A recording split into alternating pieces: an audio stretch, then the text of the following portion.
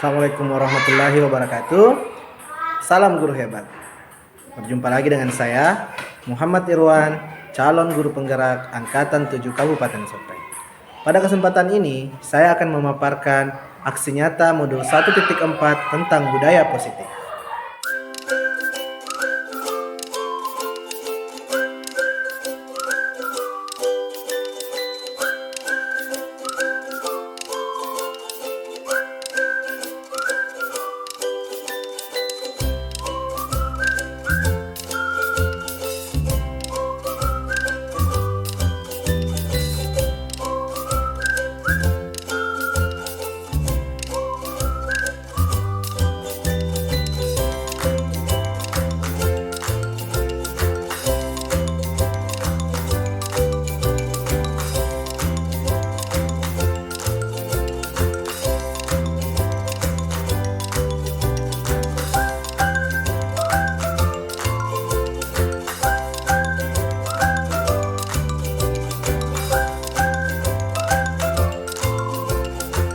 Warahmatullahi wabarakatuh. Waalaikumsalam warahmatullahi wabarakatuh. Bagaimana hari ini? Baik. Baik ya semua. Sebelum kita mulai pembelajaran, kita ingin membuat dulu kesepakatan kelas. Kesepakatan kelas itu dibuat ada pikirannya murid, ada juga pikirannya guru. Jadi apa yang ada dalam pikirannya anakku? Apa misalnya impian tak? Misalnya saya mau belajar begini rasanya, tak? Perhatikan, muka saya belajar misalnya muka belajar yang tenang, muka kelas yang begini misalnya teman-temanku datang di tepat waktu, tak? Datang tepat waktu, menggunakan seragam yang baik, yang rapi dan bersih. Apa yang ada dalam pikiran tak, impian-impiannya tentang kelas tak? Itu nanti anak-anakku tulis. Nah, kita tulis sama-sama, kita tempel di depan.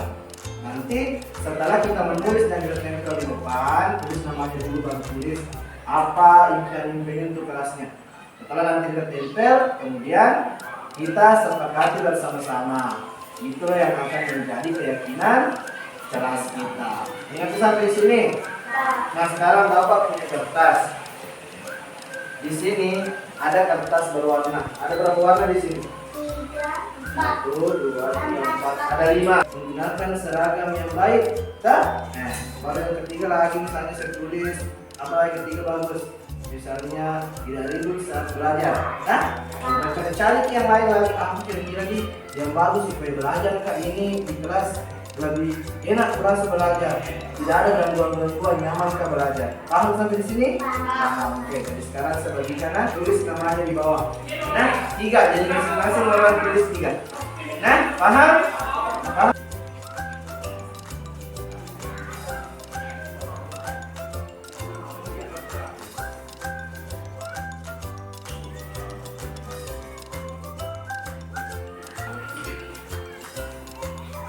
Oke, tempel. Nah, sekarang mau coba baca dari sini ke sini. Baca ya. Kemudian nanti kita terbuka pakai dulu sini dulu. Saya ingin kelas selalu bersih dan nyaman. Siapa yang tulis itu? Saya. Kemudian baca ke bawah. Saya ingin tidak ada yang bermain saat belajar. Oke, jadi sudah ada 2 poin ya. Sudah ada poin. Saya ingin semua murid menjaga kebersihan kelas. Ya. Nama aslinya 19. Saya ingin sama murid menjaga kebersihan kelas. Oh ya sama tadi dengan ini ya. Menjaga kebersihan kelas. Oke. Saya ingin semua murid datang tepat waktu jam 7. Nah, kan tadi sudah menuliskan apa semua yang diminta tentang kelas atau? Ya, dan semua sudah ditempel di atas. Ada tadi beberapa tulisan dari temannya yang hampir mirip. Menjaga kebersihan, ada yang tulis Asri menjaga kebersihan, ada yang tulis Randi, ada yang tulis Asni. Itu kan selalu jadi satu saya punya. Jadi inilah yang menjadi kesepakatan kelas kita. Ini yang menjadi kesepakatan kelas.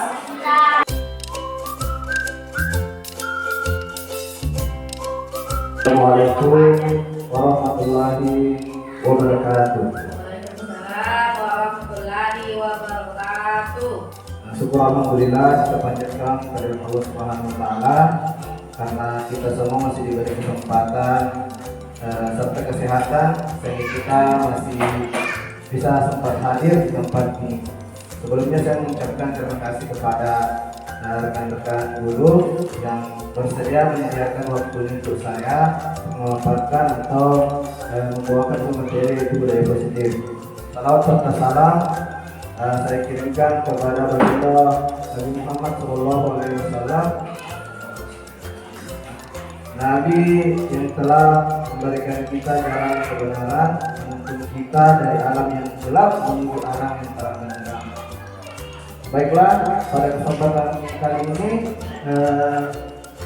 saya akan memaparkan sedikit materi tentang budaya positif. Bapak Ibu guru sekalian, mungkin sebelumnya Bapak Ibu guru telah mengetahui atau telah mendengar apa itu budaya positif di sekolah. Namun pada kesempatan ini saya ingin sedikit mengkonsultasikan, bukan bermaksud untuk menggurui atau bagaimana, namun di sini kita bertukar pikiran karena mungkin ada yang saya ketahui, Bapak Ibu guru mungkin tidak ketahui, begitupun sebaliknya ada yang Bapak Ibu ketahui, saya tidak ketahui. Baiklah, kita mulai budaya positif. Arti budaya, ada yang tahu arti budaya? Silakan Ibu Erani apa? Kebiasaan. Ya, kebiasaan atau yang kebiasaan yang terus-menerus terjadi pada setiap generasi. Nah, kata budaya merupakan bahasa yang berasal dari bahasa Sanskerta yaitu budaya, yang merupakan bentuk jamak dari budi, yang memiliki arti budi atau akal. Sedangkan dalam bahasa Inggris, budaya biasa dikenal dengan sebutan kultur. Kultur ya, jadi biasa kita biasa mendengar kata-kata kultur. Nah, itu termasuk adalah budaya. Jadi budaya itu kebiasaan-kebiasaan yang terus berkembang mulai dari zaman lampau sampai sekarang. Contohnya dalam keluarga, apa biasa yang menjadi budaya di situ di keluarga kita.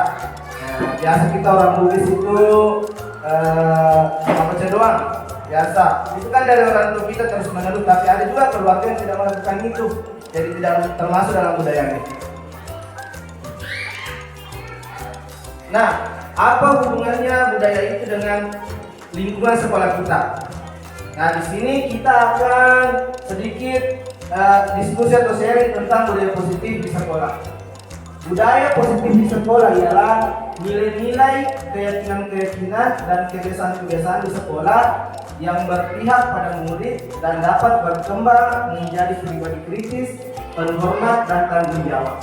Jadi contohnya itu budaya positif di sekolah kita. Apa hal-hal baik yang biasa kita lakukan di sekolah kita, baik itu guru maupun peserta didik atau warga sekolah lainnya, yang mengarahkan anak-anak kita ke hal-hal baik itu termasuk budaya positif. Selanjutnya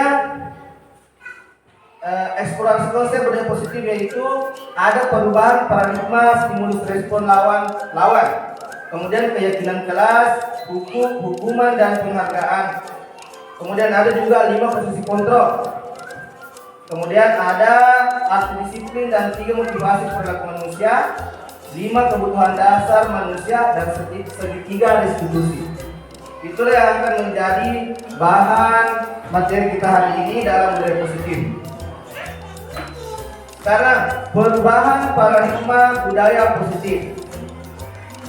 Paparan Dr. William Glasser dalam teori kontrol untuk meluruskan beberapa mikrosepsi tentang kontrol, yaitu ilusi guru mengontrol murid, ilusi bahwa semua penguatan positif efektif dan bermanfaat, ilusi bahwa kritik dan membuat orang merasa bersalah dapat mematahkan karakter. Jadi biasa itu terjadi masalah di kelas kita. Nah, salah satunya biasa ada anak kita yang melanggar. Nah, ketika itu kita biasanya langsung menegur, kamu, kenapa kok begitu? Kenapa kok ganggu temanmu? Atau itulah yang disebut dengan posisi kontrol. Biasa kita membuat mereka merasa bersalah. Biasa juga kita membuat anak itu harus bersalah dalam pembentukan karakter. Jadi misalnya kalau misalnya langsung kita tunjuk dia, biasanya anak itu kan merasa bersalah. Saya ini salah menurut saya. Jadi ada karakternya yang bisa kuat di situ. Kemudian ilusi bahwa orang dewasa memiliki hak untuk memaksa. Ada juga orang dewasa biasa memaksa kehendaknya. Seperti kita guru, biasa kita itu memaksakan kehendak kita kepada murid. Contohnya dalam pembelajaran, biasa kita terlalu menuntut anak-anak murid kita itu seperti apa yang kita inginkan. Padahal itu sebenarnya tidak baik untuk karakter anak kita. Karena itulah di dalam sebuah kelas perlu ada yang disebut dengan apa? Ada yang tahu? Keyakinan kelas. Keyakinan kelas. Sekarang, ilusi guru mengontrol murid. Pada dasarnya, kita dapat memaksa murid untuk berbuat sesuatu. Jika murid tersebut memilih untuk tidak melakukannya, walaupun tampaknya kita mengontrol perilaku murid tersebut, hal ini karena murid tersebut sedang mengizinkan dirinya dikontrol saat itu. Bentuk kontrol guru menjadi kebutuhan dasar yang dipilih murid tersebut. Teori kontrol menyatakan bahwa perilaku memiliki tujuan bahkan terhadap perilaku yang tidak disukainya. Jadi, ketika seorang guru mengontrol murid itu, contohnya kontrol penghukum. Walaupun sebenarnya anak itu tidak suka, tapi karena adanya ilusi kontrol orang dewasa tadi itu, maka dia akan melakukannya walaupun sebenarnya tidak sesuai dengan apa yang ada pada dirinya.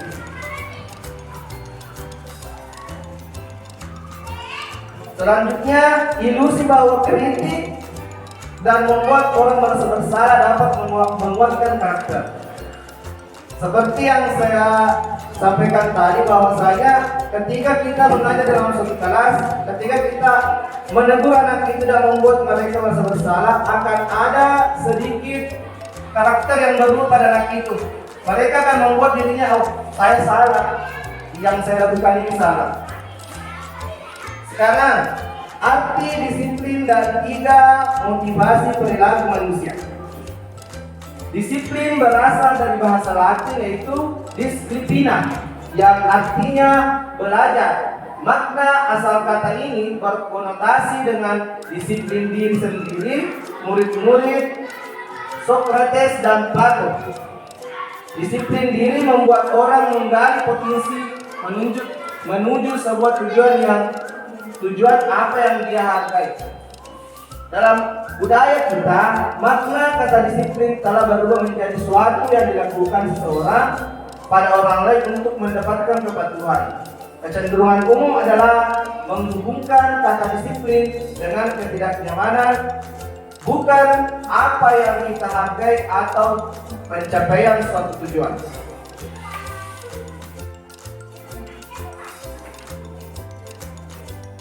Selanjutnya itu keyakinan kelas, hukuman, dan penghargaan.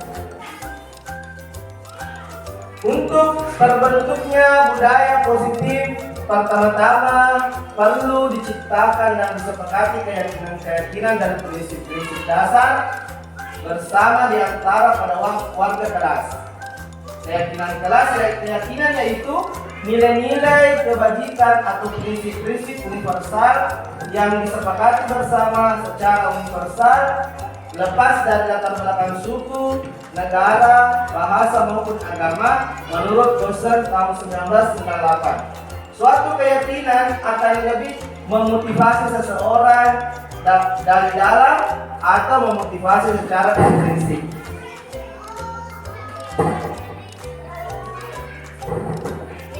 Keyakinan kelas, hukuman dan penghargaan. Mengapa keyakinan kelas? Mengapa tidak peraturan kelas?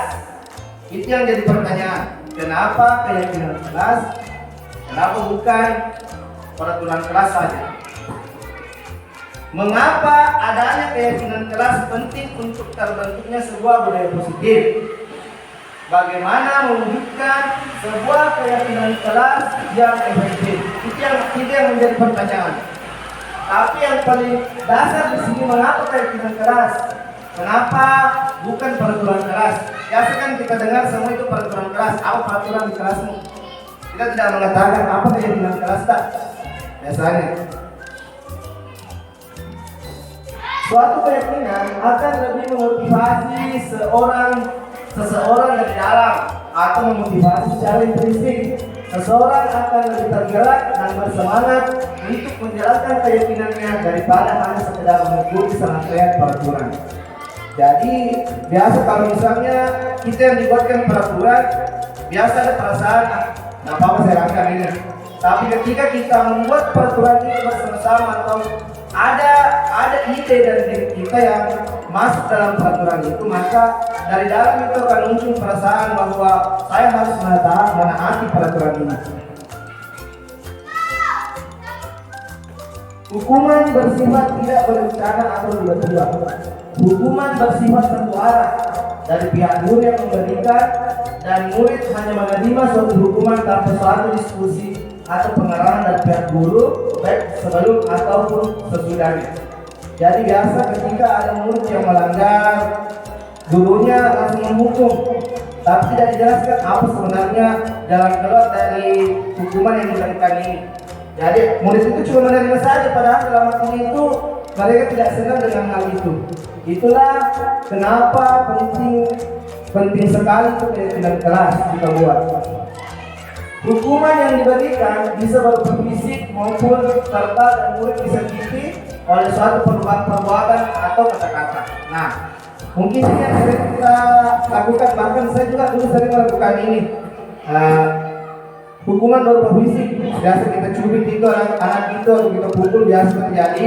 Apalagi guru-guru dulu, kita pasti merasakan waktu kita masih jadi murid dulu, biasa dihukum berupa hukuman fisik. Maupun hukuman verbal, ada juga yang disakiti oleh kata-kata. Biasa itu ada guru, kamu memang nakal, mengeluarkan kata-kata yang sebenarnya bisa menyakiti perasaan murid itu, sehingga mental murid itu terganggu, sehingga tidak ada lagi keinginan, saya memang bodoh, pasti dimarahi. Kalau dimarahi pasti cuma begini saja, selesai perkara. Perasaan murid akan seperti itu. Disiplin dengan bentuk sanksi atau konsekuensi sudah terencana atau sudah disepakati. Nah, inilah yang ada dalam kesepakatan kelas. Jadi segala sesuatunya itu dapat direncanakan atau disepakati bersama, kemudian menjadilah sebuah keyakinan kelas.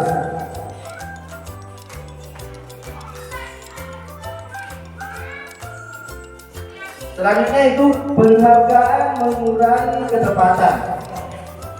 Anak-anak diminta mengingat kata-kata tertentu, kemudian mereka diminta mengambil kartu yang berisi kata-kata yang diingat tersebut. Setiap kali muncul, beberapa anak diberi permen setiap mereka memberikan jawaban yang benar, dan sebagian yang lainnya diberitahu saja bila jawaban mereka benar. Hasilnya, kalau misalnya kita sering memberi hadiah kepada murid ini, anak-anak yang mendapatkan permen jawabannya banyak, yang tidak dapat dibandingkan anak-anak yang hanya diberitahu jawabannya. Jadi ada anak-anak yang mendapatkan permen dan merasa puas, tapi kepuasannya ada batasnya. Maka biasa itu berkurang minat belajarnya. Biasa mereka itu kalau misalnya saya sudah perintah, saya mendapatkan hal itu, jadi sudah tidak termotivasi lagi. Kemudian yang anak-anak tidak mendapatkan hadiah itu biasa mentalnya rusak. Karena kenapa?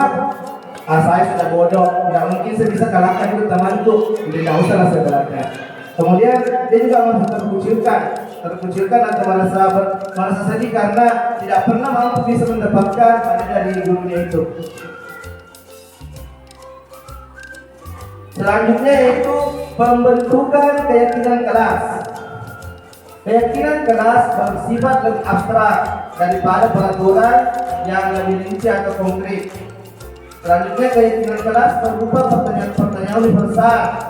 Pertanyaan keyakinan kelas senantiasa dibuat dalam bentuk positif. Keyakinan kelas hendaknya tidak terlalu banyak sehingga mudah diingat dan dipahami oleh semua warga kelas. Keyakinan kelas sebaiknya sesuatu yang dapat diharapkan di lingkungan sekolah. Lingkungan tersebut, semua warga kelas hendaknya ikut berkontribusi dalam pembuatan keyakinan kelas lewat kegiatan curah pendapat. Bersedia meninjau kembali keyakinan kelas dari waktu ke waktu. Jadi ketika kita membuat keyakinan kelas itu harus terlibat semua murid-murid tak. Biasanya itu cara yang karena saya lihat masing-masing peserta didik itu menuliskan apa yang ingin mereka jadikan kesepakatan dalam kelas itu. Biasa berupa di kertas ditulis, kemudian ditempelkan, kemudian nanti kita simpulkan sebagai guru yang mana misalnya biasa kan murid ada sama-sama tulisannya, sama yang ditulis atau maksudnya. Kemudian kita pisahkan misalnya, oh ini masuk di sini. Kemudian kita sepakati apa-apa yang mereka tulis itu. Itulah kesepakatan kelas atau keyakinan kelas. Kemudian 5 posisi kontrol. Ada penghukum, membuat orang merasa bersalah, kemudian teman, 4 monitor atau pemantau, 5 manajer. Dari 5 posisi kontrol ini, dari yang saya pelajari itu yang paling bagus itu adalah sebagai manajer. Namun hal itu sangat susah untuk diwujudkan. Kalau penghukum, pasti Bapak Ibu guru sudah biasa melakukannya. Sudah biasa. Kemudian membuat mereka merasa bersalah. Biasa juga sudah biasa dilakukan. Contohnya tadi kita buat mereka itu merasa bersalah dari apa yang mereka lakukan. Kemudian teman, biasa itu kita ajak kita curhat-curhat, cerita-cerita. Itulah sesuatu yang pertama. Kemudian sebagai pemantau, biasa kita cuma memantau saja, memperhatikan apa-apa mereka buat dari kesalahannya itu. Nah, kemudian manajer, itulah posisi kontrol yang sangat baik, namun sangat susah juga untuk diwujudkan. Namun sebagai guru kita harus berusaha untuk harus bisa mewujudkan hal tersebut. Kemudian ada juga segitiga restitusi. Dalam restitusi itu biasa setelah kita membuat keyakinan kelas, ada kesepakatan yang kita lakukan di situ. Nah, ketika ada seorang murid yang melakukan pelanggaran dari kesepakatan kelas itu, tidak serta-merta kita harus langsung menegur misalnya sementara belajar. Kamu salah. Kenapa kamu tidak mengerjakan PR? Sebenarnya tidak boleh kita lakukan. Itulah gunanya restitusi. Kita cari waktu, apakah itu jam istirahat, atau jam pulang sekolah, kita panggil anak tersebut, kita lakukan pendekatan untuk pertanyaan itu. Kenapa misalnya kita tidak melakukan hal ini? Kenapa bisa nak kita tidak kerjakan PR-nya? Kemudian bisa juga kita ambilkan sebuah solusi. Kira-kira apa hal baik yang bisa anak-anakku lakukan supaya bisa menembus kesalahan ini. Itulah yang disebut dengan restitusi. Oke, baiklah Bapak Ibu, dari pemaparan materi saya tadi, mungkin di antara Bapak Ibu ada yang bisa memberikan sedikit refleksi dari materi yang saya sampaikan tadi. Ya, silakan Bu, silakan di depan.